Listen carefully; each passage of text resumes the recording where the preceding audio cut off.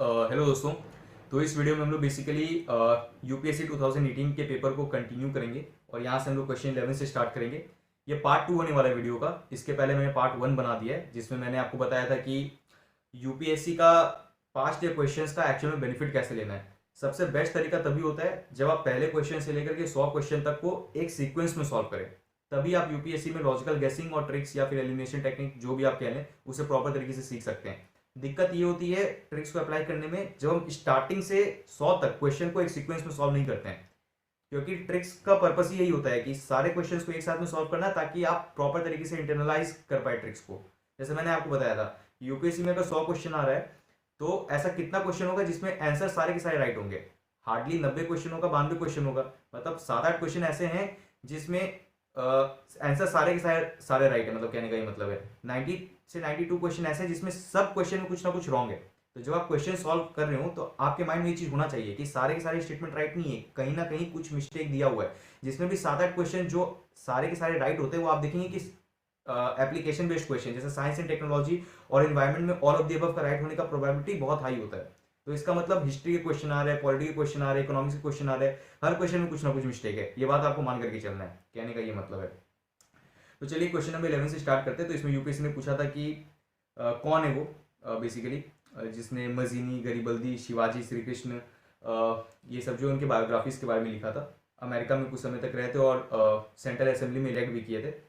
ऐसे क्वेश्चन पढ़ के आपको ये समझ में आ गया होगा कि he was also elected to the central assembly, कि इसका आंसर लाला लाजपत राय है। बट मैं अगर एग्जाम में क्वेश्चन सॉल्व कर रहा होता तो मैं क्या सोच करके मार्क करता? तो सबसे पहले आप एलिमिनेट करते मोतीलाल नेहरू को, ठीक है, कि मोतीलाल नेहरू तो होंगे भी नहीं, क्योंकि आपने पढ़ा भी होगा कि स्वराज पार्टी के बाद में वो थोड़ा डिस्प्यूट भी हो जाता है because he started consuming beef ये सब। तो आप देखेंगे कि उस साइड से थोड़ा डिस्प्यूट होना स्टार्ट हो जाता है, ठीक है। तो मोतीलाल नेहरू आंसर नहीं होगा। फिर आप देखेंगे कि औरबिंदो घोष और बिपिन चंद्र पाल में भी आपको थोड़ा डाउट होगा। रीजन बीइंग कि औरबिंदो घोष और बिपिन चंद्र पाल का थोड़ा एसोसिएशन आप देखेंगे कि वेस्ट बंगाल थोड़ा ईस्ट के साइड में ज़्यादा देखने को मिलेगा, ठीक है। और फिर आप यहाँ पे देखेंगे कि शिवाजी, छत्रपति शिवाजी महाराज के बारे में बात हो रहा है, ठीक है। तो आपको थोड़ा लगेगा कि यार ये थोड़ा ईस्ट से रिलेटेड नहीं है, ठीक है, वेस्ट से हो सकता है। थोड़ा नॉर्थ वॉर्थ का आपको फीलिंग आएगा, वेस्ट का फीलिंग आएगा, बट आपको ईस्ट का फीलिंग नहीं आएगा, कहने का ये मतलब है। और ये सोच करके थोड़ा सेंट्रल असेंबली के बारे में अगर आपने ढंग से पढ़ा होता, जो आपने पढ़ाई होगा, ठीक है, तो ये सोच करके आप सीएस का मार्क कर देते लाला लाजपत राय। तो कहने का ये मतलब है ये थोड़ा कॉन्सेप्ट आपका एग्जाम में आप इस तरीके से सोच करके इस क्वेश्चन को सॉल्व किया जा सकता था, कहने का ये मतलब है, ठीक है। ये क्वेश्चन छोड़ने लायक नहीं था। फिर क्वेश्चन 12 देखेंगे हम लोग। एक तो यूपीएससी आधार के ऊपर क्वेश्चन पूछे जा रहा है, मतलब हर दूसरे साल में घूम करके 2018 के पेपर में पूछा, 2019 के पेपर में पूछा, सीक्वेंस में यूपीएससी आधार के ऊपर में क्वेश्चन पूछे जा रहा है। तो यूपीएससी ने पूछा था कि आधार कार्ड जो है can be use as a proof of citizenship या फिर डोमिसाइल। अब यार यूज किया जाता है कि नहीं किया जाता है पता नहीं, बट यहाँ पे अगर आप देखेंगे कि आधार जो है अगर आपने कोई भी एक बेसिकली विजन आइज का मैगजीन पढ़ा होता है उसमें भी कवर था कि बेसिकली आधार कार्ड जो है ना वो सिटीजनशिप का प्रूफ नहीं है, ठीक है। सिटीजनशिप का प्रूफ आपका वोटर आईडी कार्ड होता है, आपका पासपोर्ट होता है, यही होता है। आधार कार्ड जो होता है वो सिटीजनशिप का प्रूफ नहीं होता है, वो डोमिसाइल का प्रूफ होता है कि आप इस एरिया में रहते हैं, एड्रेस आप बार बार चेंज करवाते रहते हैं, आधार कार्ड में उतना चलता है, बट सिटीजनशिप का प्रूफ नहीं। बात आपको पता होना चाहिए। तो पहला स्टेटमेंट रॉन्ग है। दूसरा यूपीएससी ने पूछा था कि एक बार अगर इशू कर दिया जाए तो आधार नंबर कैन नॉट, वापस नेगेटिव स्टेटमेंट, देखते ही पता हो जाना चाहिए स्टेटमेंट रॉन्ग है, बट फिर भी आप पढ़ लीजिए Aadhaar number can not be deactivated और omitted by the issuing authority. तो ऐसा नहीं है यार, मतलब आप खुद सोच करके देखिए कि एक इंसान मर बढ़ जाता है तो ऐसा थोड़ी है कि अब आधार कार्ड बन गया तो जिंदगी में उसका आधार कार्ड रहेगा ही रहेगा, कभी वो डीएक्टिवेट हो ही नहीं सकता है। तो ये स्टेटमेंट रॉन्ग है। कैन नॉट बी डीएक्टिवेटेड या फिर omitted by the issuing authority, ऐसा नहीं हो सकता है। तो 2 स्टेटमेंट जो है रॉन्ग है। पहला स्टेटमेंट राइट है। पहले वाले वीडियो में भी मैंने आपको बताया था कि यूपीएससी में नेगेटिव स्टेटमेंट का रॉन्ग होने का प्रोबेबिलिटी सुपर हाई है। अभी तक 12 क्वेश्चन में जितने भी नेगेटिव स्टेटमेंट आए सब के सब रॉन्ग है, कहने का ये मतलब है। अगर आपने पहला पार्ट से सीक्वेंस फॉलो किया होगा तो कहने का यही मतलब है, इस चीज को ध्यान रखिएगा। फिर यूपीएससी ने क्वेश्चन पूछा था कि which of the following have shrunk immensely dried up in the recent past due to human activities। तो इसका आंसर बेसिकली आपका अरल सी है, ठीक है, क्योंकि अरल सी जो है वो आपका सेलाइन सी है, ठीक है, सेलाइन वाटर सी है, और ये 75% के आसपास ये श्रंक हो चुका है। तो इसीलिए ये न्यूज़ में बहुत ज़्यादा कवर था, तो इसीलिए इसका आंसर अरल सी होगा। तो 1 ओनली इसका आंसर है। ब्लैक सी और लेक बैकाल नहीं है इसका आंसर, तो पता होना चाहिए। ये अगर थोड़ा मतलब टफ भी कह सकते हैं इस क्वेश्चन को, ठीक है। कंफ्यूजन था कि लेक बैकाल है कि नहीं है, बट इसका आंसर अरल से यूपीएससी ने बस दिया था। मेरा रॉन्ग हुआ था, मैंने इसका मार्क कर दिया था ये आपका 1 and 3, ठीक है। इसका आंसर 1 ओनली है। पर एक यूपीएससी ने पूछा था रूल ऑफ लॉ इंडेक्स के बारे में कि उसे कौन रिलीज करता है, तो इसका आंसर है वर्ल्ड जस्टिस रिपोर्ट।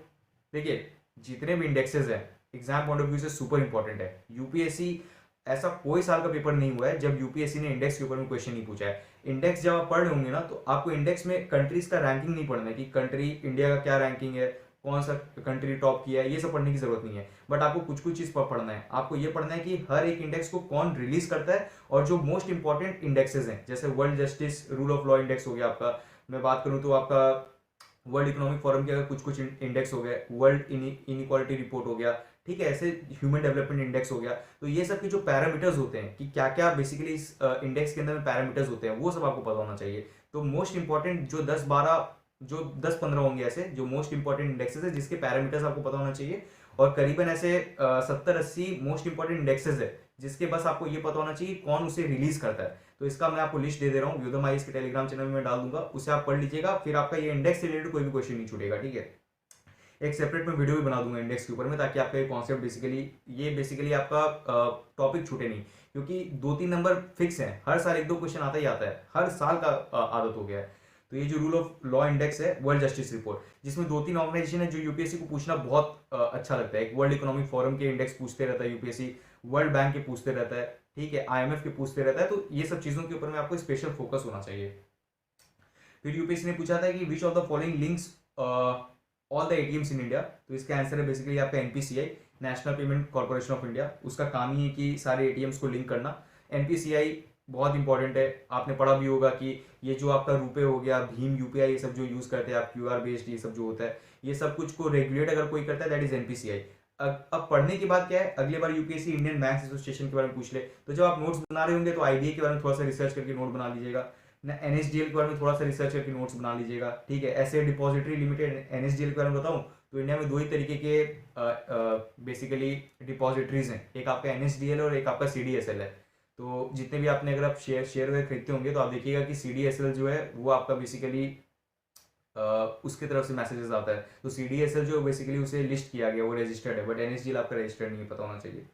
तो एनपीसीआई और reserve bank of India. RBI another important topic, हर साल यूपीएससी क्वेश्चन आता है। आरबीआई के ऊपर मैंने एक डेडिकेटेड वीडियो बना करके व्योदम आईएएस के टेलीग्राम चैनल में डाल दिया है, तो उसे आप देख सकते हैं। इससे आपका आरबीआई का पूरा कॉन्सेप्ट क्लियर हो जाएगा। मिनिमम रिजर्व रिक्वायरमेंट क्या होता है, आरबीआई का फंक्शंस क्या होता है, ये सब क्वेश्चन पूछते रहता है यूपीएससी, तो वो सब देख लीजिएगा, कहने का ये मतलब है।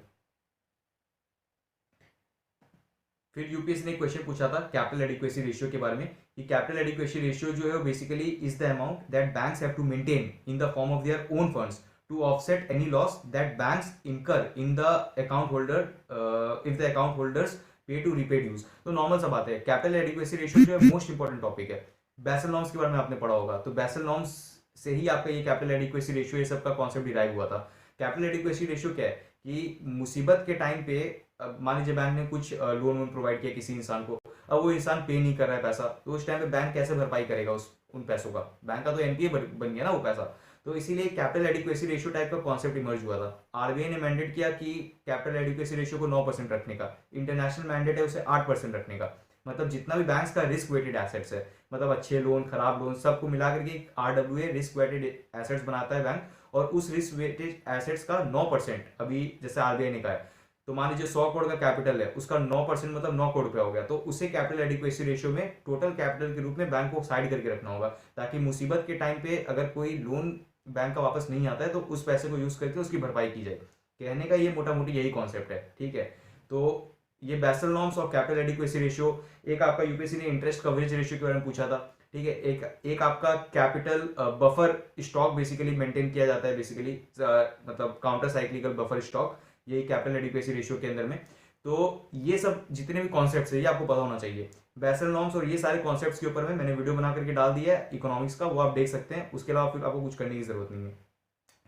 तो पहला स्टेटमेंट राइट है। दूसरा अगर आप देखेंगे कि कार जो है is decided by each individual bank, गलत है। हर एक इंडिविजुअल बैंक डिसाइड नहीं करता है, और कॉमन सेंस भी होना चाहिए कि अगर हर बैंक को दे दिया जाए यार बैठ करके तुम अपना खुद का कैपिटल एडिक्वेसी रेशियो डिसाइड कर लो, तो बैंक्स तो फिर मनमानी करने लगेंगे ना। फिर तो एक समय के बाद जाकर के फिर मेंटेन करना नहीं करना एक ही बात हुआ। तो बैंक मेंटेन नहीं करता, आरबीआई बताता है। मैंने अभी आपको बताया आरबीआई ने मैंडेट सेट करके रखा है 9% का, इंटरनेशनल मैंडेट है 8% का कार को मेंटेन करना। आरबीआई थोड़ा स्ट्रिक्ट है, 1% ज्यादा बोल रहा है मेंटेन करने के लिए। तो कार जो है वो ईच इंडिविजुअल बैंक डिसाइड नहीं करता है, आरबीआई डिसाइड करता है, पता होना चाहिए। तो इसका स्टेटमेंट 1 होगा राइट और 2 होगा रॉन्ग, ये बात ये चीज याद रखिएगा। दूसरा देखिए, वापस आधार के ऊपर क्वेश्चन आया था। मतलब आधार यूपीएससी का मोस्ट फेवरेट एरिया बन चुका है। Case पुट्टा Swami versus union of India का जो केस आया था, उसके बाद से ये जो राइट टू प्राइवेसी और ये सब जो चीजें हैं ना, ये यूपीएससी बहुत ज्यादा आजकल पूछने लगा है, तो ये पता होना चाहिए। तो यूपीएससी ने पूछा था कि ये Aadhaar provides open application programming interfaces, what does it imply, इसका मतलब क्या होता है एपीआई का। तो it can be integrated into any electronic device. ठीक है। दूसरा यूपीएससी ने पूछा था online authentication using iris is possible. दोनों स्टेटमेंट अगर आप पढ़ेंगे तो आपको जनरल वाइब आएगा कि यार ठीक है, दोनों पॉजिटिव वाइब है, अच्छा लग रहा है। Online authentication using iris is possible, यार ठीक है, आई स्कैन करके पॉसिबल होता ही होगा। सेकंड स्टेटमेंट राइट है। पहला अगर आप देखेंगे it can be integrated into any electronic device, पढ़ करके लग रहा है, पर इसमें आप देखेंगे एनी इलेक्ट्रॉनिक डिवाइस, आपको लगेगा कि कोई भी इलेक्ट्रॉनिक डिवाइस में क्या उसे मैं इंटीग्रेट कर सकता हूँ, एनी इलेक्ट्रॉनिक डिवाइस, आपको एक्सट्रीम लगेगा, ये एक्सट्रीम वर्ड है। और ये सोच करके फिर आप 1 को एलिमिनेट करेंगे और 2 को आंसर मार्क कर देंगे, 2 ओनली रॉन्ग हो जाएगा। रीजन बीइंग कि यूपीएससी ने इसका आंसर सी दिया था कि दोनों के दोनों राइट है। कहने का ये मतलब है कि ट्रिक्स हर जगह क्वेश्चन में नहीं लगता है, कुछ कुछ क्वेश्चन में ट्रिक नहीं लगेगा। तो इसका मतलब ये नहीं कि आप ट्रिक लगाने ही छोड़ दें। अभी तक में 17 क्वेश्चन हमने सॉल्व किया, 17 में शायद ये एक क्वेश्चन ऐसा होगा जिसमें ट्रिक अप्लाई नहीं हुआ है। ये सोच करके कि it can be integrated into any electronic device, extreme word है, तो यहाँ पे शायद ये एनी जो है ये रॉन्ग है, ये सोच करके काट देंगे। मेरा भी रॉन्ग हुआ था, मैंने इसका आंसर मार्क कर दिया था 2 ओनली, आकर के चेक किया, देखा कि आंसर बोथ 1 and 2 दिया हुआ है। कहने का ये मतलब है सब क्वेश्चन में ट्रिक अप्लाई नहीं होता है, बट अगर यूपीएससी में 100 क्वेश्चन आ रहा है, ट्रिक से भी सॉल्व करेंगे तो 85 क्वेश्चन में ट्रिक लगेगा, 15 क्वेश्चन में भले नहीं लगे। ठीक है। तो इसका मतलब ये नहीं होता कि ट्रिक लगाना ही छोड़ दे। फिर यूपीएससी ने दिक्कत यही होती है कि जो और वीडियोस बनाते हैं ना, उसमें ये सब सीक्वेंस के हिसाब से क्वेश्चन सॉल्व नहीं करते, क्वेश्चन ही वही पिक किया जाता है जिसमें ट्रिक लग रहा होता है, और उसके बाद फिर ट्रिक सिखाने की कोशिश की जाती है। वैसे ट्रिक नहीं सीखते हैं। ट्रिक सीखने का इसलिए मैं कहता हूँ सबसे अच्छा तरीका होता है पहले क्वेश्चन से लेकर के 100 क्वेश्चन कोई भी यूपीएससी का पेपर उठाइए और बैठ करके खुद से उसमें ट्रिक लगा करके सॉल्व कीजिए, तो आपको समझ में आएगा ट्रिक्स लग रहा है कि नहीं लग रहा है। फिर यूपीएससी ने क्वेश्चन पूछा था कि very recently in which of the following countries have lakhs of people either suffered from severe. ये उसका करंट अफेयर्स है, इसका आंसर यमन और साउथ सुदान होगा, तो बहुत ज़्यादा न्यूज़ में भी था, तो अगर आपने कवर किया था तो ये हो जाएगा आपका। फिर एक यूपीएससी ने 19 क्वेश्चन पूछा था। अब ये क्वेश्चन नहीं आने वाला है, ठीक है, इस तरीके के क्वेश्चन यूपीएससी अब जनरली नहीं पूछेगा। क्वेश्चन नंबर 19 यूपीएससी ने पूछा था कि रिगार्डिंग वुड्स डिस्पैच कौन कौन से स्टेटमेंट्स राइट है। तो grant in aid system was introduce, तो ठीक है, वाज इंट्रोड्यूस्ड, लगेगा पढ़ करके भी वाइब आ रहा होगा, पॉजिटिव वाइब, कि ठीक है यार हुआ होगा, क्या ही फर्क पड़ता है। पहला स्टेटमेंट राइट है। दूसरा अगर आप पढ़ेंगे तो establishment of universities was recommended, दूसरा स्टेटमेंट भी जनरल है, तो ठीक है। थर्ड अगर आप पढ़ेंगे कि इंग्लिश, ऐसे भी हिस्ट्री का क्वेश्चन है, सारे के सारे स्टेटमेंट राइट हो, बहुत कम चांसेस, मैंने आपको बताया। तो मैं जब पेपर सॉल्व कर रहा होता क्या दिमाग में आता कि 1, 2 and 3 तो कभी आंसर नहीं होगा, मतलब कुछ ना कुछ तो मिस्टेक होगा ही होगा।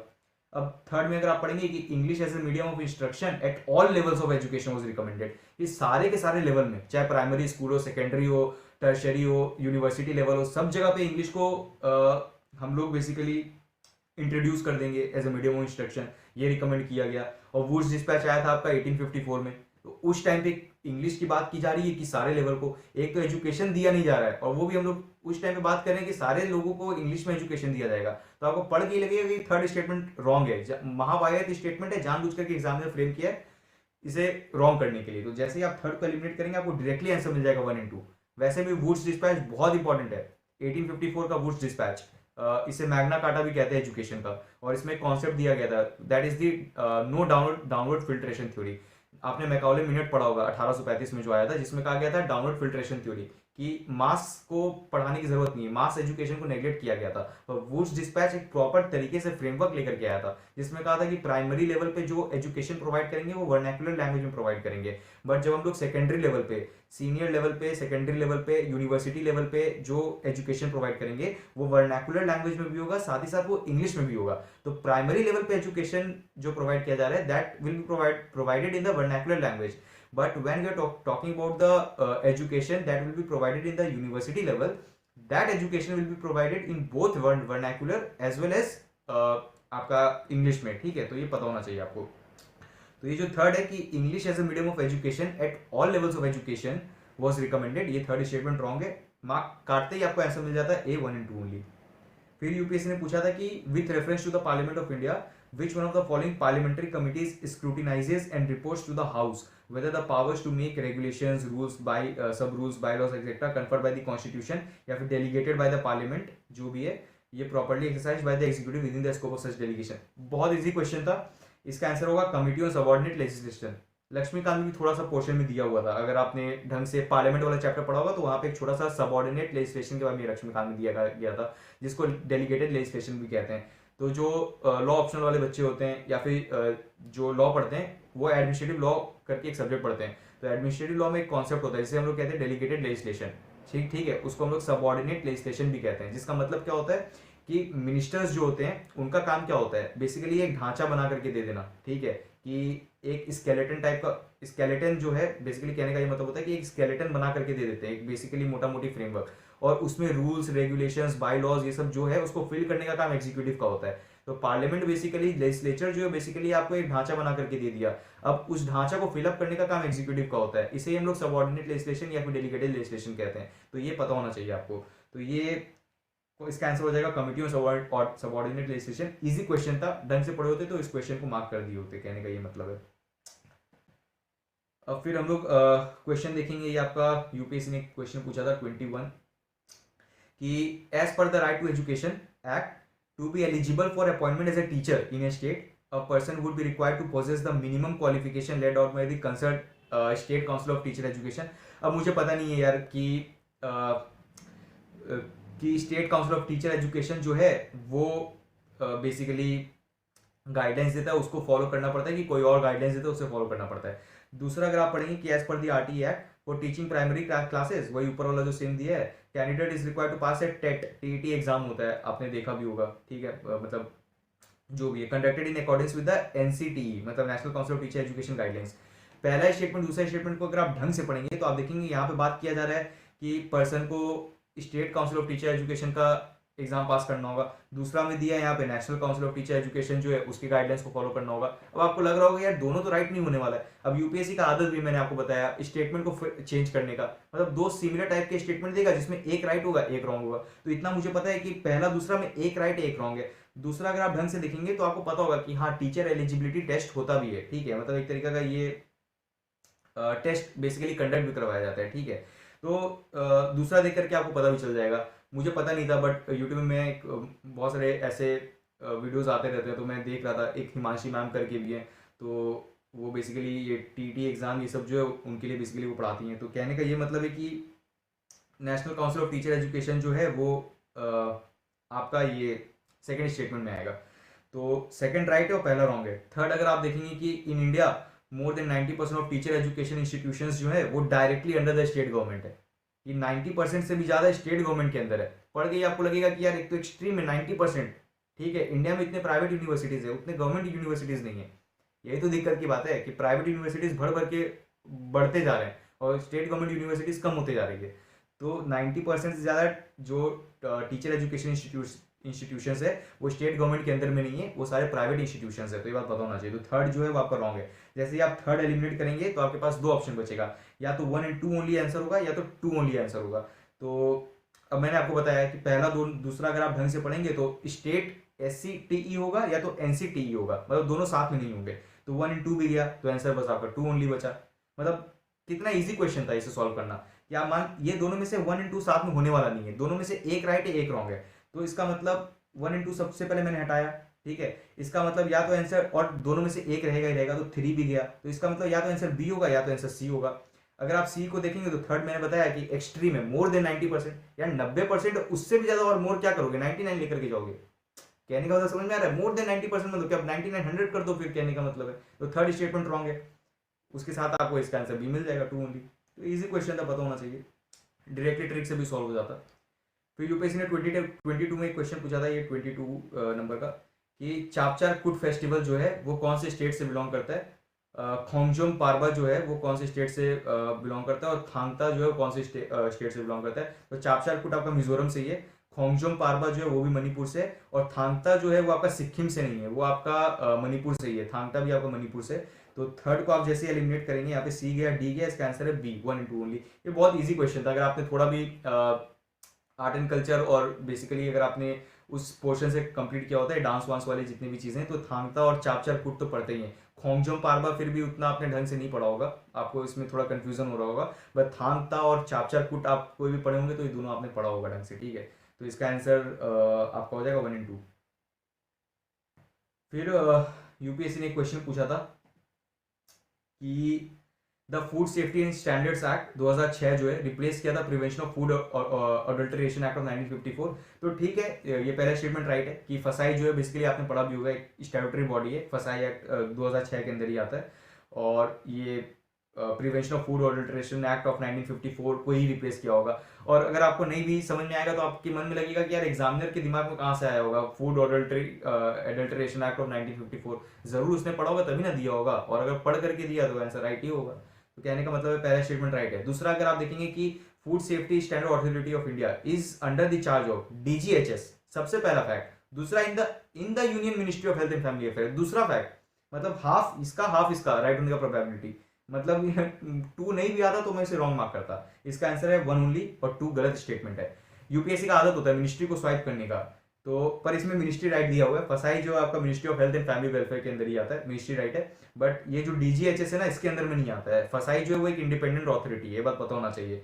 मिनिस्ट्री के अंदर आ रहा है बट वो एक इंडिपेंडेंट अथॉरिटी है, अलग से कोई किसी के चार्ज के अंदर में नहीं है। जैसे यहाँ पे दिया है under the charge of director general of health services, तो किसी के चार्ज के अंदर नहीं, वो इंडिपेंडेंट है। तो 2 गलत है, इसका आंसर 1 ओनली होगा। मान करके चलना है मिनिस्ट्री यूपीएससी में रॉन्ग आता है, 10 में से 9 बार मिनिस्ट्री रॉन्ग ही देगा यूपीएससी, मतलब 9 भी क्या 10 में से 10 ही ले लीजिए, यूपीएससी रॉन्ग ही देता है मिनिस्ट्री, बात पता होना चाहिए। ये सब लिख लीजिएगा स्टेटमेंट कि मिनिस्ट्री गलत आता है, constitution of India states that, ऐसा कुछ स्टार्ट होता है यूपीएससी में, वो स्टेटमेंट रॉन्ग होता है, नेगेटिव स्टेटमेंट रॉन्ग होता है। तो ये सब ट्रिक्स है, यही है और कुछ नहीं होता है। The term two-state solution is sometimes mentioned in the news in the context of the affairs of, तो two-state solution आपने पढ़ा होगा, two nation theory, Israel Palestine का। तो ये आपका आंसर बी है। ये बहुत इजी क्वेश्चन था, बहुत समय से न्यूज़ में मतलब रहता ही है, मतलब कोई भी मैगजीन उठाएंगे हर साल ही ये कुछ ना कुछ इशू चलते रहता है, तो ये पता होना चाहिए। फिर यूपीएससी ने पूछा था with reference to the provisions made under the national food security act of 2013 consider the following statements. NFSA act बहुत इंपॉर्टेंट है, गवर्नमेंट स्कीम्स के बारे में कुछ बता देता हूँ मैं आपको।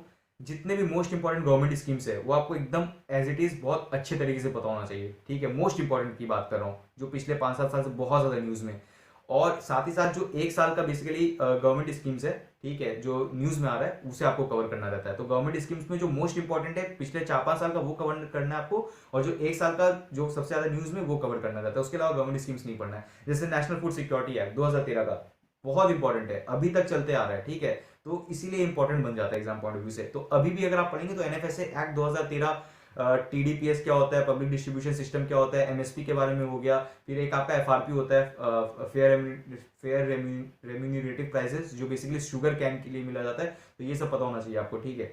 एमएसपी 23 कम्युनिटीज के ऊपर प्रोवाइड होते हैं, ये पता होना चाहिए। 23 कम्युनिटीज होते हैं जिसमें 4 कॉमर्शियल क्रॉप्स होते हैं, ठीक है।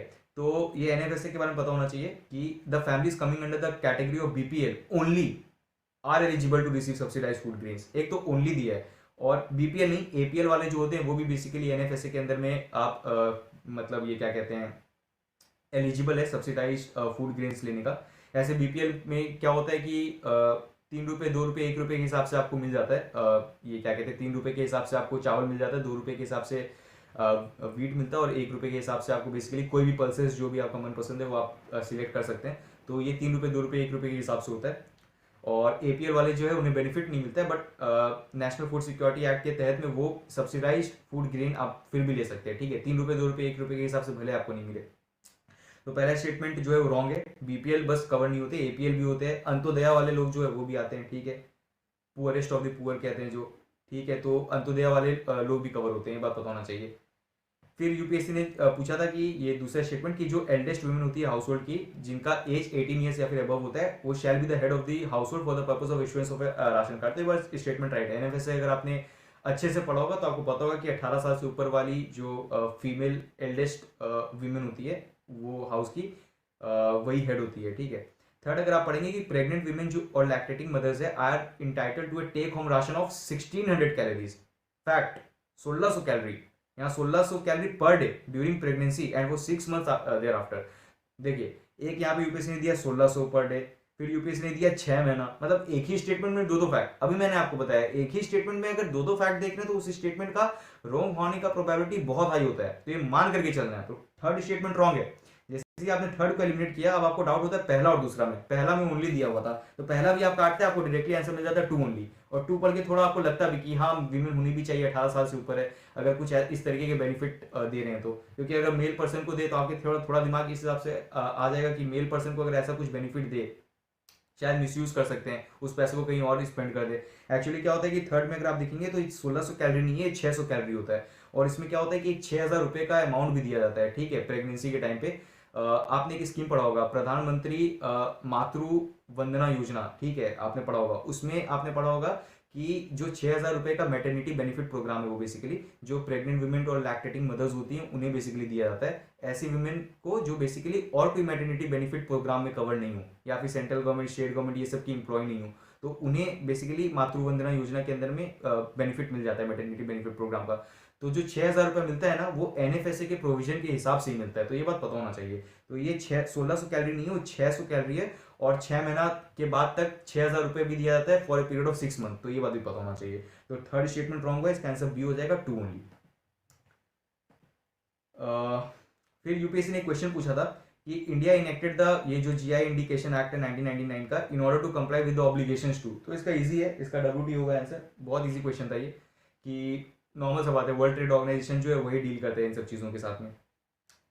अब क्या करना है, आईएलओ के बारे में बैठ करके पढ़ लीजिएगा, आईएमएफ, यूएनसीटीएडी, ये सब जो चीज़ें, ये सब जो ऑर्गेनाइजेशन है, ये सब के ऊपर में थोड़ा डीपली पढ़ना इंपॉर्टेंट है। अगली बार यूपीएससी क्वेश्चन फ्रेम करेगा इन्हीं सब चीज़ के ऊपर में पूछेगा। आईएमएफ के ऊपर मैंने वीडियो बना करके डाल दिया है, आईएलओ के ऊपर मैंने वीडियो बना करके डाल दिया है, वो सब देख लीजिएगा, कम से कम कॉन्सेप्ट आपका इंटरनेशनल रिलेशन वाला रॉन्ग नहीं होना चाहिए। फिर यूपीएससी ने पूछा था consider the following statements, in India state governments do not have the power to auction non coal mines. ठीक है, अब पावर है कि नहीं है पता नहीं, यहाँ पे नेगेटिव आ गया डू नॉट, मैं अलर्ट हो जाऊंगा। अब मुझे पता है कि नहीं है कि नहीं है कि नहीं है पता नहीं, बट नेगेटिव दे करके मार्क कर दूंगा कि 1 तो आंसर होगा ही नहीं, तो मैं सबसे पहले एलिमिनेट करूंगा ए को और सी को। इसका आंसर या तो मैं बी मार्क करूंगा या तो डी मार्क करूंगा, या तो 2 ओनली या तो 3 ओनली। दूसरा पढ़ेंगे कि Andhra Pradesh and Jharkhand do not have gold mines, वापस do not have gold mines.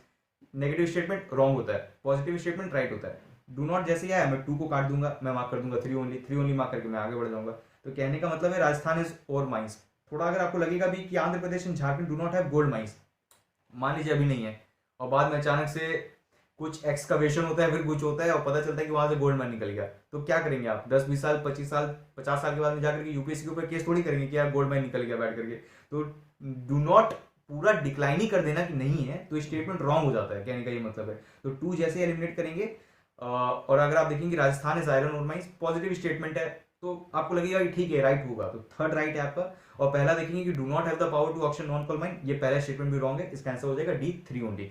याद रखिएगा, जानने की बात ये कि जो नॉन कॉल माइंस होता है उसको ऑक्शन करने का पावर रेस्पेक्टिव स्टेट गवर्नमेंट के पास ही होता है। तो जो रेस्पेक्टिव स्टेट गवर्नमेंट होती है वही नॉन कॉल माइंस को बेसिकली ऑक्शन करती है, बस पता होना चाहिए। तो एक और क्वेश्चन देखेंगे दोस्तों, फिर बाकी क्वेश्चन को हम दूसरे वीडियो में कवर करेंगे। एक काम करते हैं, इस वीडियो को यहीं तक रखते हैं, दूसरे वीडियो में हम लोग यहाँ से कैरी फॉरवर्ड करेंगे आगे क्वेश्चंस को, ठीक है। कुछ भी डाउट होगा कमेंट करके मुझे बताइएगा, कुछ लेक्चर्स में डाउट हो रहा है, कुछ समझ में नहीं आ रहा है, तो आप मुझे बता सकते हैं। और इसी के साथ फिर हम लोग आगे वाले पोर्शन में कवर करते हैं बाकी ये चीज़ें, ठीक है। चलिए।